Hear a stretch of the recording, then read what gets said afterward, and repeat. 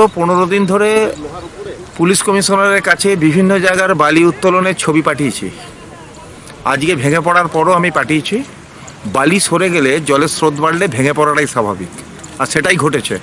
এবারে হাইকোর্টে যাওয়া ছাড়া কোনো উপায় নেই। আমি ইতিপূর্বেই পুলিশকে জানিয়েছিলাম, কোনো কর্ণপাত করেনি পুলিশ কমিশনার। আজকেও আমি পুলিশ কমিশনারকে জানিয়েছি, এই যে ওনার নীরবতা, তারই ফল হচ্ছে যে আজকে দুর্বৃত্তদের সমর্থন জানিয়েছে পুলিশ, তারই ফলে ভেঙে পড়া এটা। এবং জলের ব্যবস্থার কি হবে তাকে দ্রুত আমাদেরকে সেটা চিন্তা করতে হবে। মানুষ বিপদে পড়লো দুর্বৃত্তদের জন্য। এই যে অবস্থা তৈরি হলো, এই মুহূর্তে এমনি জলের আকাল রয়েছে আসানসোল শিল্পাঞ্চল জুড়ে, সেই জায়গায় আবারও একটা ঘটনা। দায়িত্ব নিতে হবে, কর্পোরেশনকে নিতে হবে, পিএইচইকে নিতে হবে, গোটা সরকারকে নিতে হবে, পুলিশ কমিশনারকে বলতে হবে যে বালি চুরির দায়িত্ব তো নিতে হবে পুলিশ কমিশনারকে। তারা এখানে বসে বহাল তবিতে দিন কাটাবে নাকি? মানে আপনাদের বক্তব্য হচ্ছে বালি চুরির কারণে? একদম বালি চুরি, বালি সরে যাওয়ার কারণেই হচ্ছে যে ধ্বংস হয়েছে এটি।